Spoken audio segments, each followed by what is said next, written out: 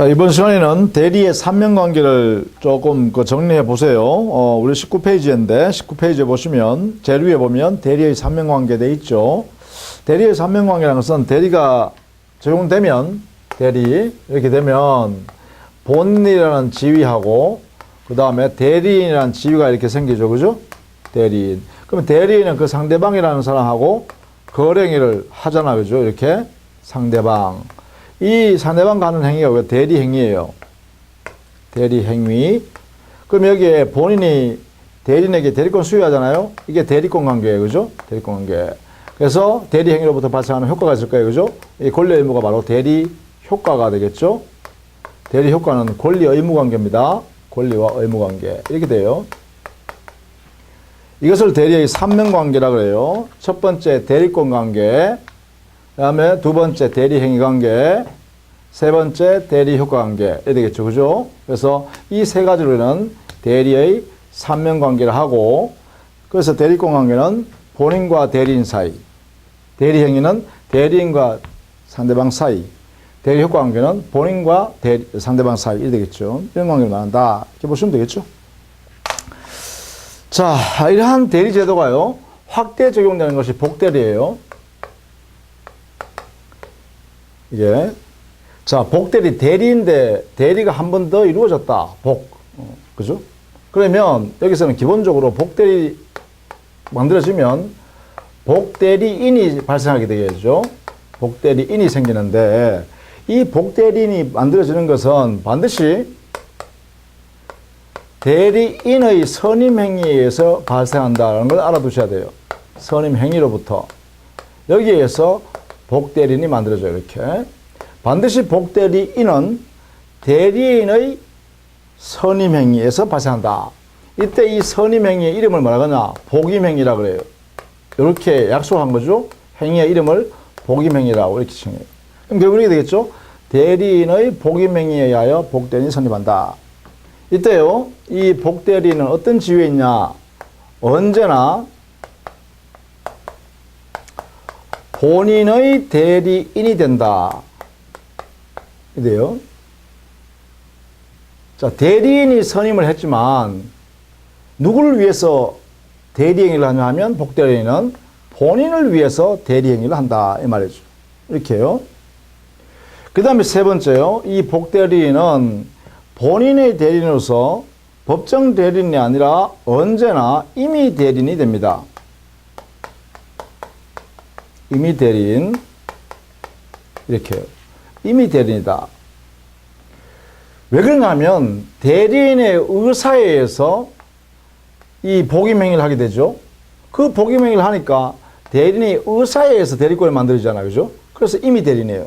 즉, 복대리인에게 발생하는 대리권은 대리인이라는 사람의 의사인 선임행위를 통해서 대리권이 발생합니다. 그러니까 언제나 법률 규정에서 대리권이 부여되어지는 것은 아니라는 것이죠. 그래서 임의 대리인이다. 이렇게 되겠죠. 그래서 요 두 가지가 바로 복대리인의 지위가 되겠죠. 본인의 대리인 지위와 언제나 임의 대리인 지위를 갖는다. 이렇게 되겠죠. 자, 요것이 바로 복대리인 제도인데 이것을 정리해보면 이런 예를 들 수 있겠죠. 복대리인 제도는 자, 갑이라는 사람이 자기의 토지를 처분하기 위해서 잘 알고 있는 을한테 대리권 수여했어요. 대리권 수여하는 것을 수권행위라 그래요. 이렇게 하면 을이 대리인이 되겠죠. 이렇게.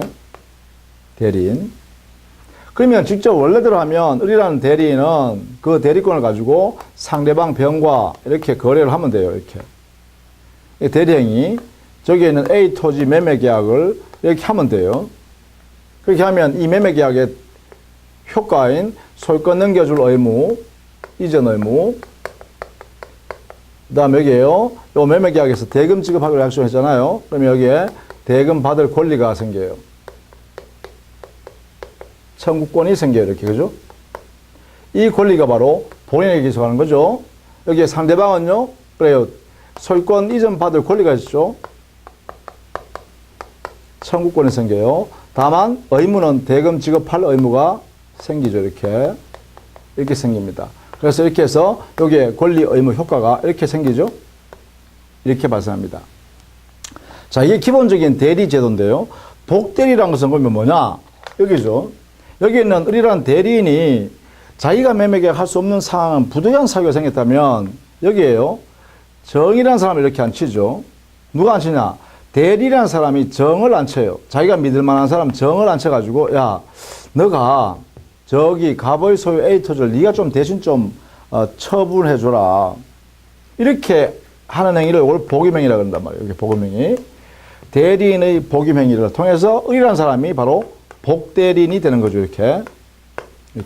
정이라는 사람이 복대리인이 되는 거죠. 정.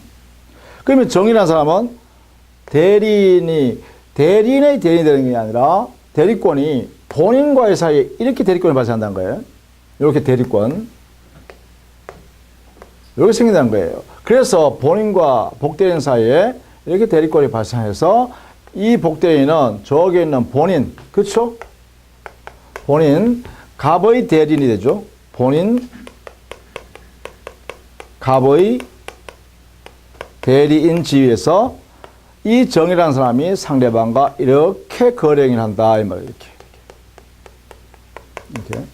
이런 의미를 갖는다라는 것입니다. 이렇게 하면 대리 효과는 똑같이 이렇게 발생하는 거죠. 이렇게, 그죠? 이렇게. 이게 바로 복대리 제도다. 그러니까 복대리 제도는 대리권 관계, 대리 행위 관계, 대리 효과 관계라는 대리의 사명 관계 발생하고, 다만 대리인, 즉 복대리인에게 대리권이 발생했다고 해서 종래의 대리인의 대리권을 소멸하는 게 아니죠. 이 대리권은 그대로 존속해요. 이렇게 존속해요. 그래서 존속한 상태에서 대리권 하나 발생하는 거죠. 이런 상태를 복대리를 한다라는 것이죠. 자, 복대리 그림 모양을 잘 봐두셔야겠다. 그죠? 복대리 이렇게 된다. 자, 그 정도로 더 정리하시면 되겠어요. 그 다음에 협의의 무권대리라 했죠. 자, 이게 우리는 대리제도에서 협의의 무권대리라는 것은 바로 대리권 이게 없는 것이죠. 이 없는 상태에서 행위를 하는 경우 바로 요 대리제도를 우리는 협의의 무권대리라고 한다 이 말이죠. 여기에 대리권 관계 없어요. 예컨대 갑의 소유 토지 A 토지를 대리권도 수여받지 않고 을이라는 사람이 갑으로부터 대리권 수여받지도 않은 상태에서 을이라는 사람이 자기가 대리인이라 칭하면 이게 뭐예요? 무권 대리인이 되겠죠? 이렇게. 대리권이 없는 상태의 대리인이 되겠죠? 그런데 을이 만약에요, 상대방 병이라는 사람하고 이렇게 저기에 있는 A 토지 매매 계약을 이렇게 했다, 이 말이죠. 이렇게. 을이 대리인이라 칭하면서 병하고 매매 계약했다. 그러면 이 행위는 뭐예요? 대리권 없는 무권 대리 행위가 되겠죠, 이렇게. 자, 이런 관계가 협의의 무권대리다. 이런 이야기, 이렇게 하면, 이런 상태면 협의의 무권대리가 되고, 이때 이 매매계약, 무권대리 행위는, 이것은 대리권이 없는 상태니까 본인의 이 A 토지 소유권 이전할 의무가 안 생기죠? 이 의무가 생길 수 없죠. 또 그리고 이 병은요, 갑한테 대금 지급할 의무가 생기지 않습니다. 그죠? 이게 생기지 않는다 이 말이에요. 그러면 당연히 이래야 되겠죠? 이 대리 효과는 발생하지 않는다. 효력이 안 생기니까 뭐예요? 무효인 상태겠죠. 따라서 무권 대리 행위의 효과는 본인과 상대방 사이에 효력이 생기지 않습니다. 이렇게 무효인 상태가 돼요. 이게 바로 협의의 무권 대리라 그러죠. 다만 이때 이 협의의 무권 대리에서 무효가 됐을 때는 각각 이 매매 계약이 존재하기 때문에 여기에 있는 본인이 이 매매 계약을 인정해 볼 수 있죠. 그래, 이 대리 행위를 매매 계약을 인정할게 이렇게 해볼 수 있죠. 이것을 본인의 추인이라 그래요. 추인을 하면 어떻게 되냐? 이 무효였던 매매 계약이, 그죠? A 토지 매매 계약이 유효한 매매 계약으로 이렇게 성질이 바뀌어 버려요. 유효한 매매 계약으로. 그러면 어떻게 돼요? 매매가 유효된다는 것은 뭐예요? 바로 본인과 상대방 사이의 효력이 여기에 효력이 이렇게 발생한다라는 것이죠. 이것이 바로 추인의 효과입니다. 그죠? 만약에 상대방이 이런 매매 계약을 무권대리 행위라는 사실을 알고 본인이 추인하기 전에 나는 안 할래. 이 거래 행위, 매매 계약 안 할래라고 철회해 버릴 수 있죠. 철회해 버리면 어떻게 되냐? 그러면 당연히 뭐가 돼요? 이 매매 계약은 무효로 확정되겠죠. 무효 확정돼요. 이렇게, 그죠? 따라서 이 상대방은 철회도 할 수 있다. 상대방, 그죠? 이렇게 되면 이 효과가 영원히 무효다. 이런 게 무효. 즉, 본인과 상대방 사이 효력이 안 생긴다. 되겠죠. 이게 협의 무권대리라고 그래요. 자, 협의 무권대리는 본인이라는 사람한테 대리권도 수여받지 않은 상태에서 자기가 대리인이다라고 하면서 상대방하고 거래 행위를 하게 되면 그 거래 행위가 바로 대리권 없는 상태에서 하는 대리행위이기 때문에 효력이 안 생긴다. 그죠? 자, 이것을 우리는 협의의 무권대리를 한다. 이렇게 이론 구성을 할 줄 알아야겠습니다. 자, 그 내용, 구체적으로 어떠한 효과, 법적 의미를 부여하느냐는 이거는 기본 강의를 할 때 상세하게 보도록 하겠습니다. 일단 협의의 무권대리가 어떤 의미다, 그리고 어떤 구조를 갖게 된다. 이 정도만 일단 여러분 이해해 두시라 이 말이죠. 그런데요, 무권대리 중에는요, 표현대리라는 제도도 있어요. 그죠? 그게 여러분 교재는 바로 밑에 양갈로 5번 있는데, 표현대리. 자, 표현대리는 기본적으로요, 대리권이 없는 대리입니다. 무권대리의 일유형이에요. 하나의 유형입니다. 이게. 자, 이게 무권대리다, 무권대리. 그런데 문제는 뭐냐 하면, 이 무권대리임에도 불구하고 대리인이나 취한 사람에게 대리권이 없다 이 말이죠. 그런데도 불구하고 그 무권대리인과 거래하는 상대방 입장에서 보면 상대방이 본인과 대리인이라는 사람 사이에 대리권이 있는 것처럼 그렇게 보이더라 이 말이야. 그래서 상대방이 대리권 있다고, 대리권 존재하는 것으로 신뢰했어요. 이렇게 믿었다 이 말이죠. 자, 이때 신뢰하게 된 근거가 바로 본인의 잘못이었어. 본인의 잘못 때문에 이렇게 신뢰하게 됐더라 이거죠. 즉 상대방이 믿을 수밖에 없었더라 이 말이죠. 그러면 본인의 잘못을 뭐냐? 본인이 책임질 사유다. 본인이 돌아가는 기초사유예요. 본인에게 들어가는. 본인에게 기초사유가 인정되는 경우에는 이때는 무권대지만 상대방을 보호할 필요가 있죠. 이때는 상대방을 보호할 필요가 있다. 따라서 상대방을 보호할 필요가 있을 때 이 상대방을 보호하는 방법이 뭐냐? 바로 표현대리라는 말을 써서 마치 무권대리이지만 유권대리인 것처럼 취급합니다. 이렇게 유권대리인 것처럼 취급해서 이것을 유권대리처럼 취급해서 이것을 본인과 상대방 사이에 대리행위의 효과가 그대로 발생할 수 있도록 하겠다 이렇게 한 거예요. 이 대리 효과의 발생을, 즉 권리의무죠. 권리의무 관계의 효력 발생을 상대방만이 주장할 수 있도록 이 내용을요, 본인에게 상대방만이 이렇게 주장할 수 있도록 인정하는 제도입니다. 이렇게 본인이 책임져라 이렇게 할 수 있다는 거죠. 이렇게 하면 이 본인은 책임을 져야 된다는 거. 왜 치느냐? 바로 이거 때문이죠. 본인에게 기회사가 있으니까. 이렇게요. 자, 이게 이제 표현대리라고 그런다. 그죠? 표현대리. 자, 기본적으로요, 표현대리는 대리권이 없는 사람입니다. 대리인이라 취하는 사람한테는 사실은 대리권이 없어요. 그런데 대리인이라 취하는 사람하고 거래하는 상대방 입장에서 보면 그 대리인이라 취하는 사람하고 본인이라는 사람 사이에 대리권이 주어졌는 것처럼 보이더라 이 말이죠.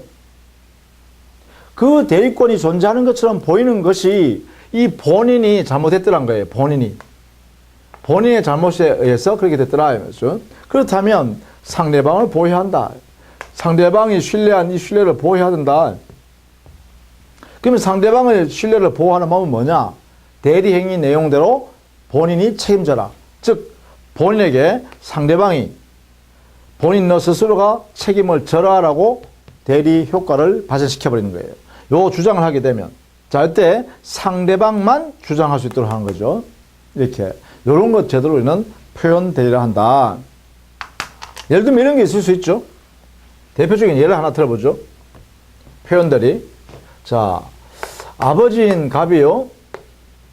아버지인 갑이 자기 A 토지에 관하여 처분할 생각을 가지고 자기 자 갑다시요. 갑다시한테 대리권을 수여하려고 이렇게 자 아침에 갑다시 자에게 대리권을 줘서 수권행위했어요. 수권행위. 이거는 수권행위 했다는 것은 대리권을 수여했다 이 말이죠. 대리권이 발생하네요. 이렇게.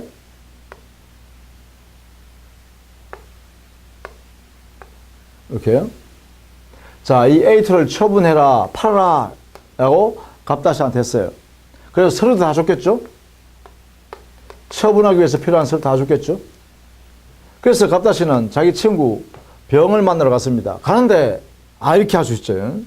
아버지가 돈이 그때는 필요했고, 팔아라 했는데, 그 돈 필요한 사정이 다 정리돼가지고, 이게 처분할 필요가 없게 됐어요. 그럼 어떻게 되겠어요?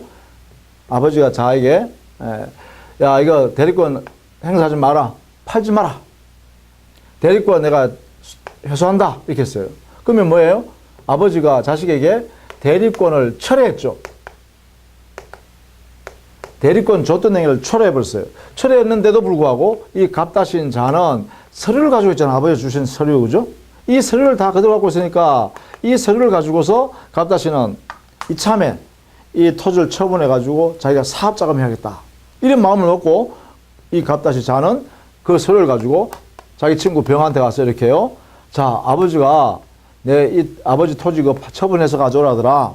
이 매매 계약했단 말이에요. 자, 이때 당연히 이 갑다시는 아버지가 제공해줬던 이 서류를 다 보여주겠죠, 이렇게? 그러면 이 병이라는 사람은 어떻게 해요? 아버지로부터 그 A 토지를 처분할 권한을 받아서 왔구나. 이 사람이 그렇게 믿을 수밖에 없죠. 신뢰. 그렇죠? 근데 이 신뢰는 왜 생겼어요? 바로 아버지가 교부한 이 서류를 회수하지 않았기 때문에 아버지의 잘못이죠. 여기에 귀체사유다. 그죠? 본인의 귀체사유 때문에 이러한 신뢰가 발생했죠. 이렇게 신뢰가. 자, 이런 경우에는 사실은 보세요. 수권행위, 대리권을 처리해버렸으니까, 대리권을 거둬들었으니까 이 대리권 없는 상태죠. 이렇게. 갑다시 본인과 대리인이라는 사람 사이는 대리권이 사라졌습니다. 그런데 이 매매계약 아버지가 팔아라 그러더라 하고 이렇게 대리행위 할 때 여기 대리행위 매매계약이죠. 요 대리행위 할 당시에는 이 갑다시 자는 대리권이 없는 자죠. 대리인은 바로 무권 대리인이잖아요. 대리권이 없어요. 없으니까 이게. 자, 그런데도 불구하고 여기 상대방 입장에서는 뭐예요? 이 갑다시에게 대리권이 있구나라고 믿을 만한 이유가 있었죠. 즉 대리권이 없다는 사실을 몰랐고 몰랐다는 것은 선의, 모르는데 과실이 없다. 그죠? 무과실. 자, 이렇게 됐다면 이 신뢰를 보호할 필요가 있겠죠? 이 보호할 필요는 뭐냐? 바로 이 매매계약 내용대로 아버지한테 직접 A 토지 소유권 넘겨주세요 할 권리가 있다. 소유권 이전 의무를 주장할 수 있다. 이 말이죠. 이렇게. 이게 청구하면 되죠. 청구. 청구할 권리가 생긴다. 그죠? 이 병에게. 소유권 넘겨주세요. 내가 대금, 여기 약속했던 10억 대금 지급하겠습니다. 이렇게 되겠죠? 그럼 이때는 어떻게 해요? 이 갑은 본인이죠? 본인은 여기에 대해서 책임이 있다. 이 말이죠. 이게 되죠? 자, 이게 바로 뭐예요? 이게 바로 표현대리다. 그죠? 요 갑, 본인은 바로 표현대리의 책임을 지는 행위다. 그죠? 이런 내용을 말한다. 이렇게, 그죠? 표현대리. 자, 이런 내용들을 제대로 취지를 잘 이해해 두시기 바랍니다. 먼저요. 자, 그런 내용입니다. 그 다음에 20페이지 가면 이제 무효와 취소 파트가 있어요. 이 무효와 취소는 민법 총칙에 나오는 내용들을 총정리하는 거죠. 무효란 것은 당사자가 거래행위를, 법령행위를 했는데 원하는 대로 권리 의무 관계가 안 생기는 걸 무효라 그래요. 취소는요, 유효하게 발생한 법률행위의 효력을 장래에 취소한다라고 해버리면 그 취소한다라는 그 권리를 행사하는 순간 처음부터 돌아가서 거래하는 행위 한 당시에 돌아가서 무효인 것으로, 즉 소급에서 무효가 되는 것으로 하는 것이 바로 취소제도죠. 그래서 무효와 취소 정리를 해둘 필요가 있겠죠. 당연히 그죠. 자, 무효는 원칙적으로 처음부터 효력이 생기지 않는 것을 무효로 한다 그죠. 무효. 무효란 것은 처음부터 당연히 확정적으로 모든 사람에 대해서 절대적으로 전부 무효가 되겠죠. 이렇게 되는 것이 원칙입니다. 자, 여기에 요 무효의 의미입니다. 효력이 없다라는 것은 처음부터 무효, 당연히 무효, 확정되어 있는 무효, 절대적 무효. 확정적 무효라는 것은 그 무효인 법률 효과가 유효로 바뀐다든가 이런 사정이 발생할 수 없다는 거죠. 유효로 바뀔 수 없다는 거야. 그게 확정이라는 거죠. 절대적이라는 것은 모든 사람에 대해서 거래 당사자뿐만 아니라 제3자 모두에 대해서도 무효라고 주장할 수 있다는 거죠. 무효. 그걸 절대적 무효죠. 전부 무효는 당의 법령의 일부분에 무효 사유가 있다 해도 전부, 그 법령의 전부를 전체를 무효로 시킨다. 이게 바로 전부 무효죠. 이것을 원칙으로 삼는다. 이게 무효라는 것입니다. 자, 우리 그러면 이 무효를 우리 민법은 어떻게 하고 있냐? 자, 먼저 여기에 일부 무효는 일부분의 무효 사유가 있으면 전부를 무효로 한다라는 원칙. 이걸 우리는 일부 무효의 법리라고 합니다. 이것을 우리 민법에는 137조에 명문으로 규정해 놨어요. 그 다음 두 번째는 무효인 행위가 존재할 때, 예컨대 이게 A 행위를 합시다. 그런데 이 A 행위를, 요거는 실제로 한 행위죠. 실제 한 행위가 A 행위입니다. 이렇게. 근데 무효예요. 그런데 B 행위, 당사자가 하지도 않은 B 행위로 이렇게 바꿔버릴 수가 있죠. 이걸 뭐냐? 전환이라고 그래요. 무효 행위를 전환한다. 이렇게 되겠죠. B 행위로 바꾸는 제도가 있어요. 그래서 우리는 이것을 무효 행위 전환 제도라고 해요. 전환. 이것을 138조에서 규정을 해 두고 있습니다. 그 다음에 세 번째는요, 무효인 행위에 대해서 자, 일정한 요건 하에서 야, 인정할게 라고 정당한 권한 있는 사람이 추인, 인정하겠다고 의사표시를 하게 되면 이 무효인 행위가 그때부터 새로운 행위로 인정되어지는 제도가 있습니다. 이렇게 간주하는 제도가 있어요. 이것을 우리는 뭐라 하냐? 무효행위 추인이라고 하겠죠. 이렇게 무효행위 추인. 이것을 우리 민법 139조에서 두고 있다. 이 세 가지가 무효의 제도가 우리 민법에 두어진 제도입니다. 일부 무효의 법리, 무효행위 전환, 무효행위 추인. 결국은 이 세 가지는 뭐예요? 무효인 것을 어떻게 하면 유효한 것으로 바꿔줄 수 있을까? 이런 이야기예요. 자, 여기에 일부 무효의 법리는 137조 일부 무효의 법 원리는 어떻게 되어 있느냐? 규정이요. 자, 우리는 원칙은 뭐라 했어요? 원칙은 당연히 전부를 무효로 취급한다, 그죠? 이렇게. 법령이 전부를 무효로 취급해버려요.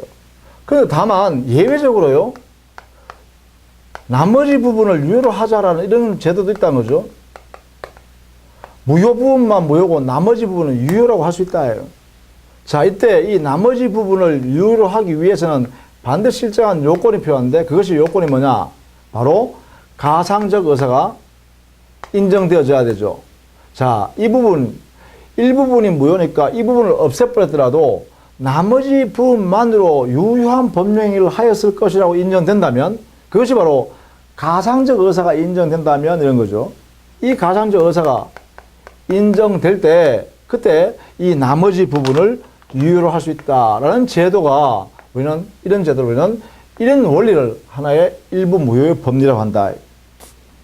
이렇게요. 원칙과 예외 이 원리를 전부 다 일부 무효의 법리라고 한다. 그 다음에 두 번째요. 무효행위 전환입니다. 138조 무효인 법률행위를 다른 행위로 전환해서 유효한 것으로 인정하는 제도죠. 이걸 무효행위 전환이라고 그래요. 무효행위 전환. 자, 무효행위 전환을 그러면 어떻게 하냐? 이런 거죠. 예를 들면 감남이 외도를 통해서 이렇게 병녀 사이에 외도, 만약 이 사이에 갑다시라는 자가 생겼다. 그럼 자기 진짜 부인은 누구냐? 을려다 이 말이죠. 혼인 중이다, 그죠? 혼인 중. 그럼 이 사이에서는 자가 없다. 그러니까 이 갑남이 외도를 해서 이 갑다시라는 자를 출생시켜 놔놓고는 이 갑다시를 자기 부인 사이에 태어난 자라고 출생신고했어. 이렇게 갑남이 이렇게 출생신고했어요. 이게 출생신고하면 이 출생신고는 가짜인 출생신고잖아요. 허위잖아, 허위. 허위니까 이건 무효죠, 이거는.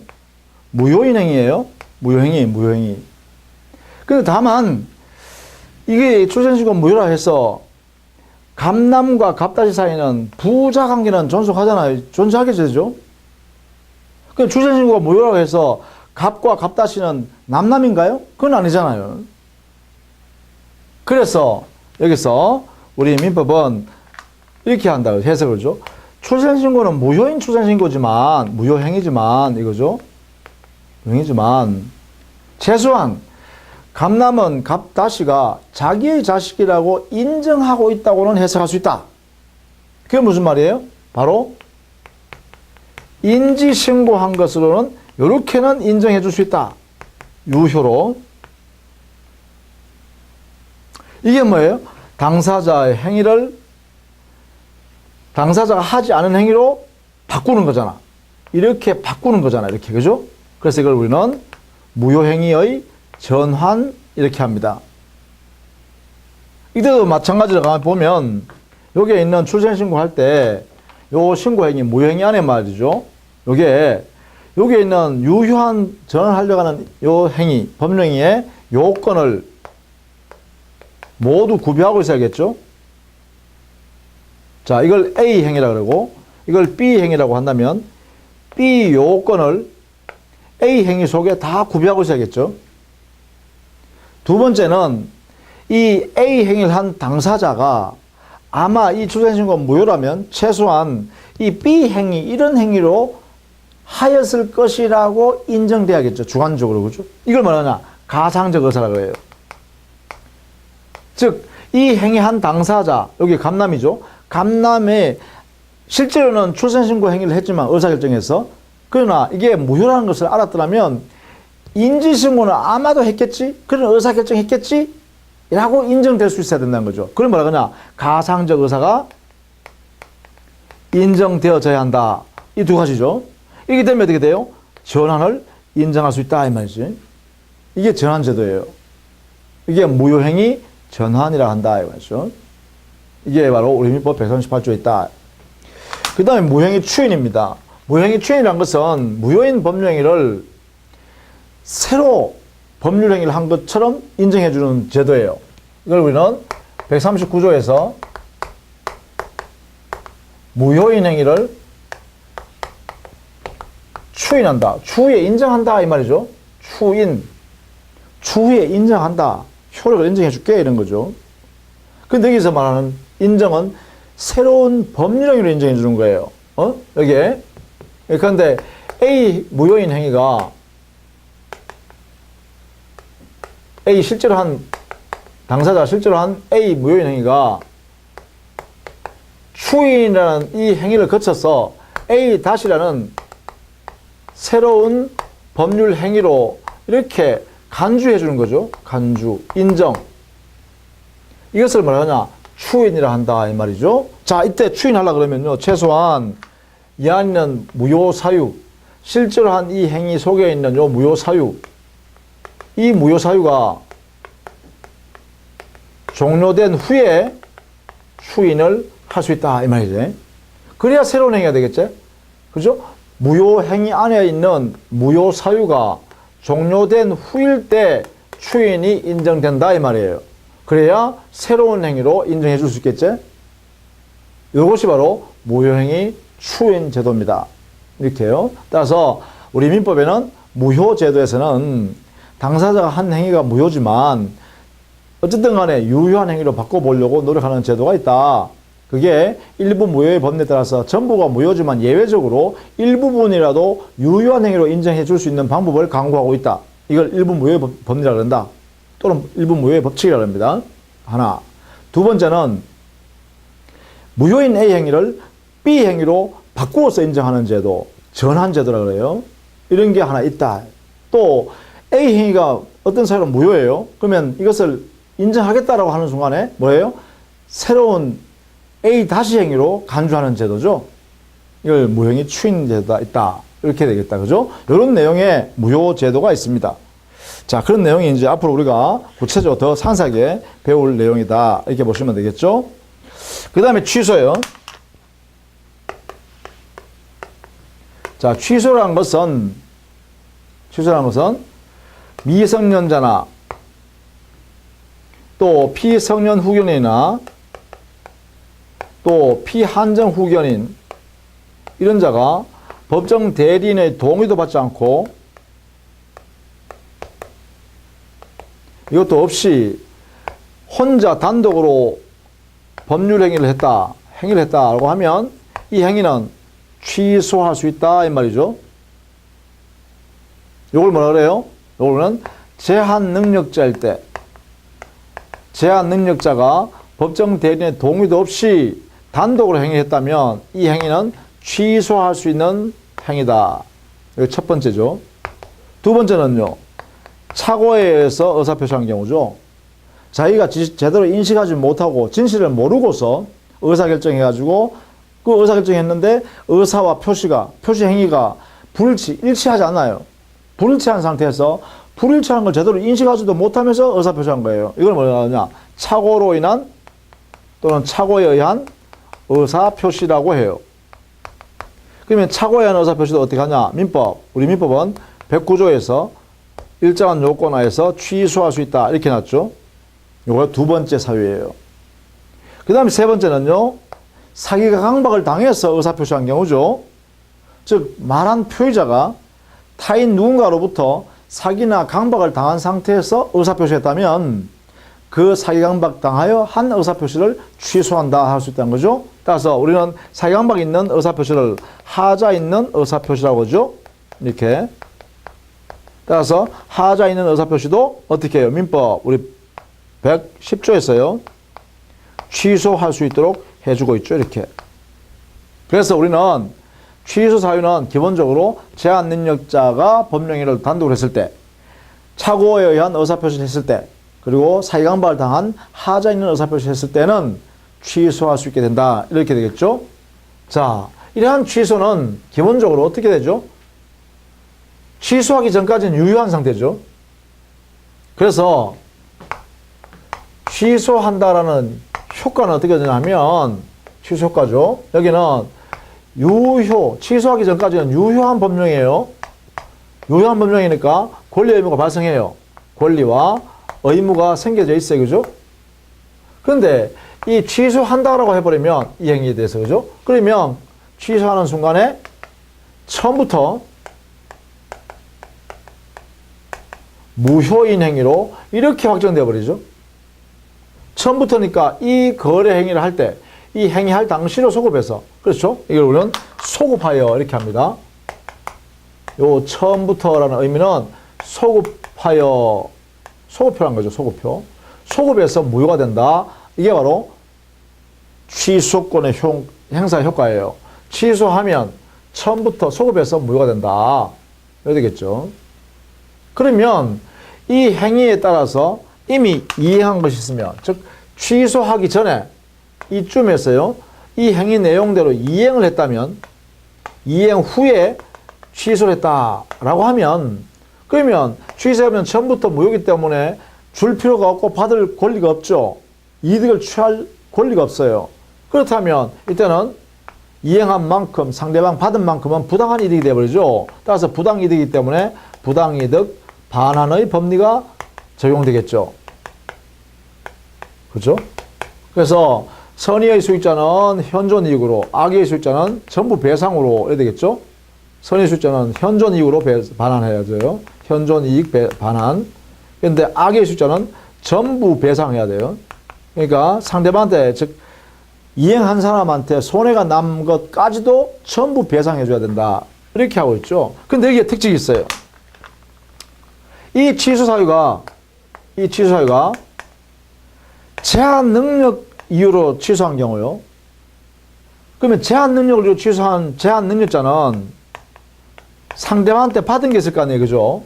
부당한 이득 반환해야 되죠? 이 사람의 부당 이득 반환은 선이든 악이든 묻지 않고 언제나 현존 이익으로 반환해요. 이게 또 특징이죠. 선이냐 악이냐 구별하지 말고 지금 현재 존재하고 있는 이익으로 돌려줘버리면 제한 능력자는 된다라는 거예요. 그래서 제한 능력자를 부과하는 거죠. 이런 식으로 취소하는 제도가 있다라는 것이죠. 이 취소권을 스스로 포기하는 것을 뭐라 하냐? 취소권 포기하는 행위를 취소권자나 취소 안 할게. 그냥 이 거래행위 유효하자. 이렇게 하는 게 뭐라 하냐? 취소할 수 있는 법률행위의 추인이라 그래요. 취소할 수 있는 법률행위의 추인. 즉 취소권을 포기하는 행위가 되겠죠. 자, 그런 내용으로 이루어진다라는 것이에요. 자, 이렇게 해서요, 우리가 기본적으로 무효와 취소, 기본적 틀을 우리가 쭉 한번 살펴봤어요. 무효 사유, 취소 사유는 사실은 법률행위의 효력 요건에 다 들어 있습니다. 당사자 능력을 갖출 것, 그 다음에 목적이라는 것은 확정할 수 있어야 되고, 실현 가능성이 있어야 되고, 적법해야 되고, 법적 안정성으로서 사유 타당성이 있어야 되죠. 이 네 가지, 이게 흠결이 있으면 무효 사유가 되어버려요. 그 다음에 의사와 표시가 일치되는 의사 표시로서 사유강박이 없는 상태로 이루어져야죠. 그런 것들이 바로 무효나 취소를 갖게 되면 비정상적 의사 표시가 되죠. 이런 것들이 우리는 앞에서 우리가 조금 살펴봤습니다. 자, 이것을 이제 구체적으로 기본 우리 강의를 할 때 그 내용을 상세하게 살펴보도록 합니다. 자, 여기까지가 무효 취소 가지고요. 다음 시간에는 부관에 관하여 조건 기한과 또 기간 산정하는 방법이라든지 소멸시효 관한 것, 이런 것들을 살펴보도록 하겠습니다. 자, 수고 많으셨습니다.